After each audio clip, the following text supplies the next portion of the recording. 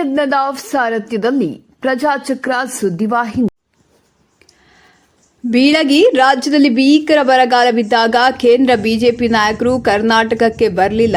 ಈಗ ಚುನಾವಣೆ ಸಮಯದಲ್ಲಿ ರಾಜ್ಯಕ್ಕೆ 22 ಬಾರಿ ಎಂಟ್ರಿ ಕೊಡುವುದು ಚುನಾವಣೆಯ ಗಿಮಿಕ್ ಎಂದು ಬಾಗಲಕೋಟೆ ಲೋಕಸಭೆಯ ಕಾಂಗ್ರೆಸ್ ಪಕ್ಷದ ಅಭ್ಯರ್ಥಿ ಸಂಯುಕ್ತ ಪಾಟೀಲ್ ಕೇಂದ್ರ ಬಿಜೆಪಿ ನಾಯಕರ ಮೇಲೆ ಕಿಡಿಕಾರಿದರು. ಬೀಳಗಿ ತಾಲೂಕಿನ ಸುನಗ, ನಾಗರಾಳ, ಗಲಗಲಿ ಸೇರಿದಂತೆ ನಾನಾ ಭಾಗಗಳಲ್ಲಿ ಮತಬೇಟೆಗಿಳಿದ ಸಂಯುಕ್ತ ಪಾಟೀಲ್ ಕೇಂದ್ರ ಸರ್ಕಾರದ ವಿರುದ್ಧ ವಾಗ್ದಾಳಿ ನಡೆಸಿ ಆರೋಪಗಳ ಸುರಿಮಳೆಗೈದರು. ಅಂಬಾನಿ, ಅದಾನಿ ಸೇರಿದಂತೆ ಕೆಲ ಪ್ರಮುಖ ಉದ್ದಿಮೆದಾರರ ಸಾಲ ಮನ್ನಾ ಮಾಡಿದ ಮೋದಿಜಿ ಅವರು ಅನ್ನದಾತರ ಸಾಲ ಯಾಕೆ ಮನ್ನಾ ಮಾಡಲಿಲ್ಲ ಎಂದು ಪ್ರಶ್ನಿಸಿ, ಹಾಗಾದ್ರೆ ಬಿಜೆಪಿ ರೈತರ ಪರ ಇದೇನಾ ಎಂದು ಕೇಂದ್ರ ಸರ್ಕಾರದ ಮೇಲೆ ಕಿಡಿಕಾರಿದ್ರು. ಬಿಜೆಪಿಯವರು ಐಟಿ-ಇಡಿಗಳ ಮೂಲಕ ವಿರೋಧ ಪಕ್ಷದವರನ್ನು ಹತ್ತಿಕ್ಕುವ ಹುನ್ನಾರ ನಡೆಸಿದ್ದಾರೆಂದು ಗಂಭೀರವಾಗಿ ಆರೋಪಿಸಿದರು.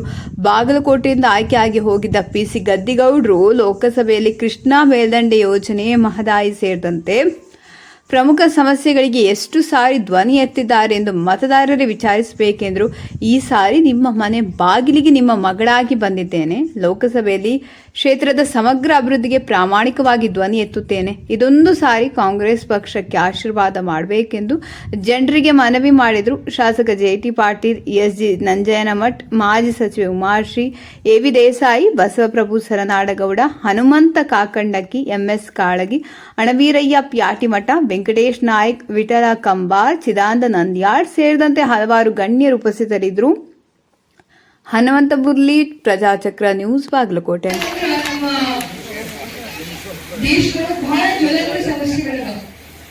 ನಿಮಗೆಲ್ಲರಿಗೂ ಗೊತ್ತಿರುವಂಗೆ ನಾವು 2 ಬರಗಾಲವನ್ನ ಎದುರಿಸಿವಿ. ಸರಿ, 2 ಬರಗಾಲವನ್ನ ಎದುರಿಸಿರುವಂತಹ ನಮ್ಮ ಭಾರತ ದೇಶ, ನಮ್ಮ ಕರ್ನಾಟಕ ರಾಜ್ಯಕ್ಕೆ ನೆಲೆಯನ್ನ ನೀಡಬೇಕಾಗಿತ್ತು ಕೇಂದ್ರ ಸರ್ಕಾರ.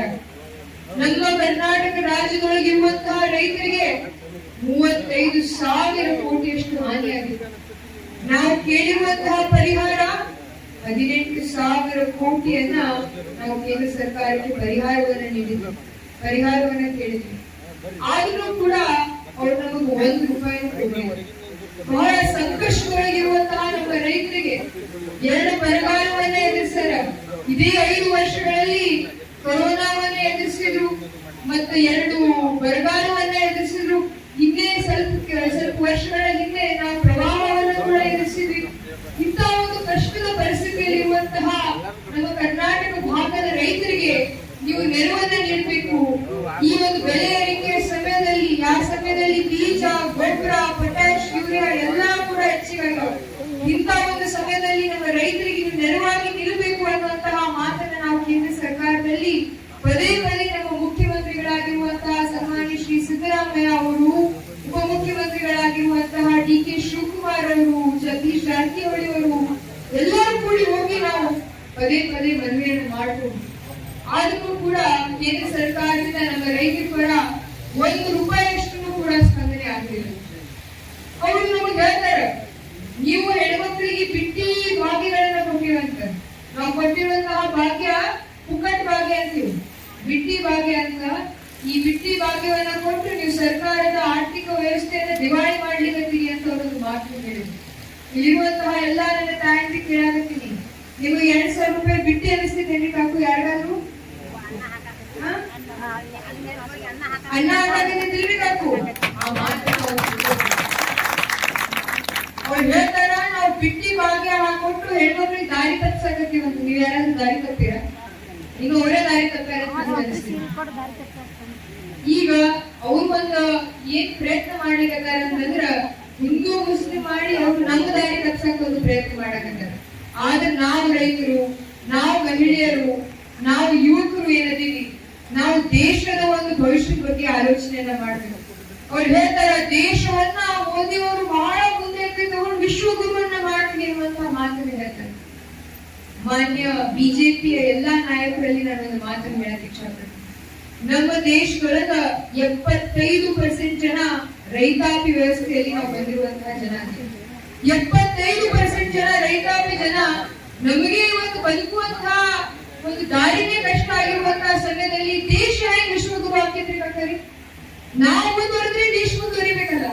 75% ರೈತರು ದೇಶ ಮುಂದುವರಿಲಾದ್ರೆ ದೇಶ ಮುಂದುವರಿತೈತ್ರಿ. ಇದು ಸಾಧ್ಯ ಇಲ್ಲ.